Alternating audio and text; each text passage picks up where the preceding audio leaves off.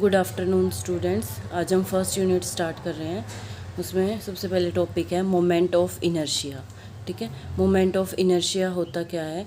The moment of inertia of a particle of mass m about a line is defined as mr²। इसने क्या कहा? Moment of inertia अगर हम किसी particle का निकाल रहे हैं और उस पार्टिकल मास कितना है m, ठीक है, किसके अबाउट निकाल रहे हैं? एक लाइन एल के अबाउट निकाल रहे हैं। जैसे यहाँ पर देखिए, मैंने एक पार्टिकल ले लिया जिस पार्टिकल का मास कितना है m, और इस पार्टिकल का मैं मोमेंट ऑफ इनर्शिया निकाल रही हूँ इस लाइन एल के अबाउट। ठीक है, तो मोमेंट ऑफ इनर्शिया कितना आएगा? mr²। अब m तो मैं बता चुकी हूँ, m तो क्या है? उस पार्टिकल का मास है। r यहाँ पर क्या है? r is perpendicular distance of particle from the line l, यानी कि इस पार्टिकल का जिसका हम मोमेंट ऑफ इनर्शिया निकाल रहे हैं उसका परपेंडिकुलर डिस्टेंस आपको लेना है। किससे? जिस लाइन के अबाउट आप मोमेंट ऑफ इनर्शिया निकाल रहे हो। ठीक है, तो ये जो परपेंडिकुलर डिस्टेंस है इसको हम किससे डिनोट करेंगे? r से। तो मोमेंट ऑफ इनर्शिया को हम किससे डिनोट कर रहे हैं यहाँ पर? आई से, और वो किसके इक्वल आएगा? mr² के।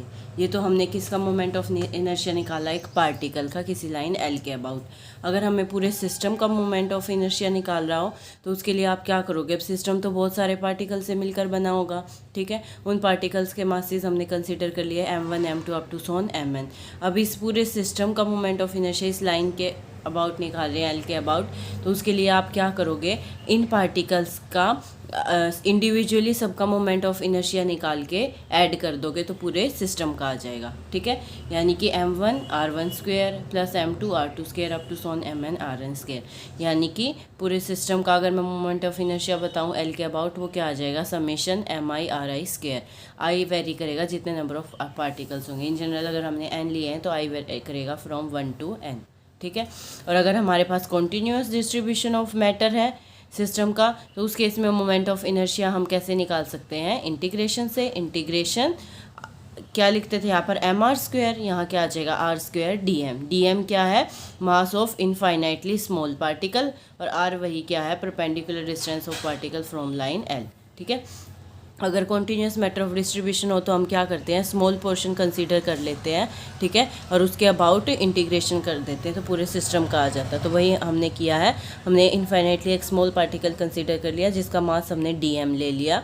ठीक है, तो मोमेंट ऑफ इनर्शिया हम कैसे निकालेंगे? इंटीग्रेशन r² dm किसी लाइन l के अबाउट। और इंटीग्रल किसके अबाउट लोगे? ओवर द होल सरफेस, पूरी सरफेस के अबाउट लोगे तभी पूरी सरफेस के का सरफेस का यानी कि सिस्टम का क्या निकलेगा? मोमेंट ऑफ इनर्शिया निकलेगा। तो ये हमने डेफिनेशन पढ़ी मोमेंट ऑफ इनर्शिया की, पहले एक पार्टिकल का अबाउट अ लाइन और फिर हमने पढ़ा पूरे सिस्टम का अबाउट एनी लाइन। अब इस पर बेस्ड हम कुछ एग्जांपल कर लेते हैं। फर्स्ट एग्जांपल देखिए, to find moment of inertia of a rod about a line through centre perpendicular to its length. हमें क्या करना है? इस एग्जांपल में मोमेंट ऑफ इनर्शिया निकालना है किसी रोड का एक लाइन के अबाउट, और वो लाइन कहाँ से पास कर रही है? सेंटर से पास कर रही है और परपेंडिकुलर है लेंथ के। यानी कि अगर आप ए बी रोड ले रहे हो तो आपको मोमेंट ऑफ इनर्शिया तो इस रोड का निकालना है, और जिस लाइन के अबाउट निकालना है वो लाइन इस रोड के सेंटर से पास कर रही है और क्या है? इस रोड पर परपेंडिकुलर, इस लेंथ पर क्या है? वो परपेंडिकुलर है। ठीक है, तो इसका मतलब अगर मैं इस फिगर से बताऊं तो हमें क्या करना है? इस रोड ए बी का मोमेंट ऑफ इनर्शिया निकालना है इस लाइन एल के अबाउट। ठीक है, तो उसके लिए हम क्या करेंगे? फिर से, क्योंकि ये कॉन्टीन्यूअस डिस्ट्रीब्यूशन है तो इसको हम इंटीग्रेशन से करेंगे। तो हम एक स्मॉल पोर्शन कंसीडर कर लेंगे, ठीक है, रोड का, और फिर इंटीग्रेशन करेंगे हम r² dm। अब देखिए, तो फिर उसके लिए हम क्या करेंगे? सबसे पहले ये जो बातें मैंने आपको बताई वो हमने क्या लिया? सेंटर ऑफ द रोड लिया है, एक उस पर बहुत ही स्मॉल एलिमेंट कंसीडर किया PQ। ठीक है, रोड पर ही at a distance x of the thickness dx। हमने उस जो ये एलिमेंट है, ये क्या कह रहा है? ये जो एलिमेंट है इसकी थिकनेस हमने कितनी ले ली? dx ले ली, और इसका इस लाइन से परपेंडिकुलर डिस्टेंस हमने कितना ले लिया? x ले लिया। यानी कि जो r लेते थे वो r की वैल्यू आपने कितनी ले ली? x ले ली। अब हमें मास निकालना है स्मॉल पोर्शन का, तो स्मॉल पोर्शन का मास निकालने के लिए हम क्या करेंगे? टोटल जो रोड का मास है डिवाइडेड बाय इसकी लेंथ आ जाएगी। तो पी क्यू का अगर हमें मास निकालना है तो वो हम कैसे निकालेंगे? m/2a इंटू dx, यानी कि इसकी थिकनेस। ठीक है, m क्या है? पूरी रोड का मास है, और 2a पूरी रोड की क्या है? लेंथ है। तो इससे हमने क्या निकाल लिया, स्मॉल एलिमेंट जो हमने कंसिडर किया है उसका मास निकाल लिया। अब मोमेंट ऑफ इनर्शिया का सिर्फ फॉर्मूला लगाना है, वो क्या था, इंटीग्रेशन r² dm। r की वैल्यू मैं आपको बता चुकी हूँ, यहाँ पर हम क्या ले रहे हैं, x ले रहे हैं। dm की वैल्यू हमने अभी निकाली है, वो पुट कर देंगे। ये मोमेंट ऑफ इनर्शिया हमने किसके अबाउट निकाला, OB का निकाला, ठीक है। पूरी रोड का निकालना है हमें मोमेंट ऑफ इनर्शिया, लेकिन अभी फ़िलहाल हम किसका निकाल रहे हैं, रोड OB का निकाल रहे हैं, क्योंकि ये बिल्कुल सेंटर से पास कर रही है लाइन। तो पहले हम क्या करेंगे, इस पोर्शन का निकाल लेंगे और फिर उसका ट्वाइस कर देंगे तो पूरी रोड का निकल जाएगा। तो पहले हम मोमेंट ऑफ इनर्शिया OB का निकाल रहे हैं अबाउट OL, ठीक है, और फिर पूरे AB का निकालेंगे अबाउट OL।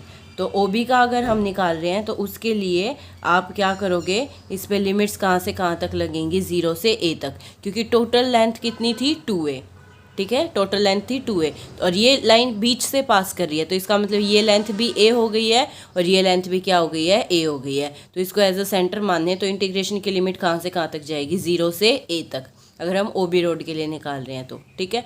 और फिर जितना ये आएगा उतना ही ये इधर की साइड आएगा, तो फिर उसी का हम 2 टाइम्स कर देंगे, ठीक है। तो इसका मतलब जब आप मोमेंट ऑफ इनर्शिया निकाल रहे हो, किसका, OB का मोमेंट ऑफ इनर्शिया निकाल रहे हैं अबाउट OL, इस तरीके से आएगा। तो लिमिट आएंगी 0 से A तक, ठीक है। ये हमारे पास निकल गया OB का। अब मोमेंट ऑफ इनर्शिया हम किसका निकाल रहे हैं, पूरी रोड AB का अबाउट OL, तो उसके लिए हम इसी का क्या कर देंगे, ट्वाइस कर देंगे, ठीक है। फिर तो इंटीग्रेशन सोल्व करके लिमिट्स पुट की हैं, तो ये हमारे पास मोमेंट ऑफ इनर्शिया आ गया रोड का अबाउट अ लाइन जो कि सेंटर से पास कर रही है और उस लेंथ के, उस रोड के क्या है, परपेंडिकुलर है।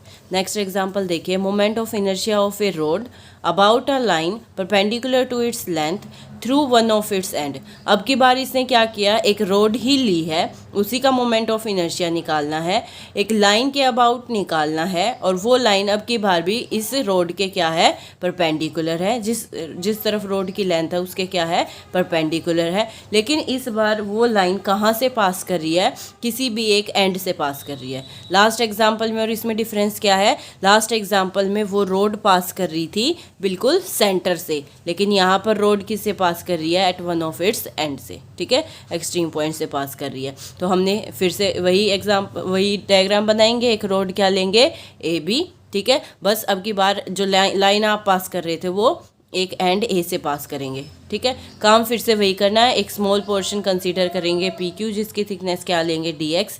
फिर इस PQ एलिमेंट का हम मास निकाल लेंगे, और इसका हमने उस लाइन से डिस्टेंस कितना ले लिया, परपेंडिकुलर डिस्टेंस कितना ले लिया, x, और रोड की टोटल लेंथ कितनी ले ली, 2a, ठीक है। तो ये आप हमने देखो यही किया, consider an element PQ of rod A at a distance x of thickness dx, then the mass of element PQ हमारे पास क्या आता है, m/2a इंटू dx। m क्या ले रहे हैं, मास ऑफ द रोड, और 2a ले रहे हैं लेंथ ऑफ द रोड, ठीक है। अब मोमेंट ऑफ इनर्शिया निकालना है, तो फिर से फॉर्मूला लगा देंगे, इंटीग्रेशन r² dm। r फिर से हमने कितना लिया है, x लिया है, dm की वैल्यू वही रहेगी, पुट कर दी। अब यहाँ पर ध्यान देने वाली बात क्या है कि इंटीग्रेशन की लिमिट्स क्या आएंगी, ठीक है। इंटीग्रेशन की लिमिट्स क्या आएंगे, अब की बार पूरे रोड का निकाल रहे हैं ना, उसमें तो क्या था, बीच से लाइन पास कर रही थी, तो हाफ पोर्शन का निकाल के उसके ट्वाइस कर दिया, लेकिन यहाँ पर लाइन पास ही एक एंड से कर रही है, तो इंटीग्रेशन की लिमिट क्या आ जाएगी, टोटल 2a, यानी कि 0 to 2a, ठीक है। तो इंटीग्रेशन की लिमिट्स लगाओगे 0 to 2a, तो इसको इंटीग्रेट करके जब आप वैल्यूज़ पुट करोगे, इंटीग्रेशन किसके अबाउट कर रहे हैं, यहाँ पर हम x के अबाउट कर रहे हैं, तो जब इंटीग्रेशन, इसीलिए हमने 0 to 2a length he, limit भी लेंथ की टर्म्स में ही ली है, क्योंकि हम x के अबाउट इंटीग्रेशन करते हैं। तो यहाँ पर हमारे पास जब वैल्यूज़ पुट करोगे तो क्या आ गया, 4/3 ma²। तो देखो दोनों आंसर्स में डिफरेंस आया है, वहाँ था ma²/3 और यहाँ क्या आया है, 4 ma²/3, ठीक है। वो चेंज इसीलिए आया क्योंकि वहाँ पर जिस लाइन के अबाउट हम निकाल रहे थे वो लाइन सेंटर से पास कर रही थी, और यहाँ किसी एक एंड से पास कर रही है।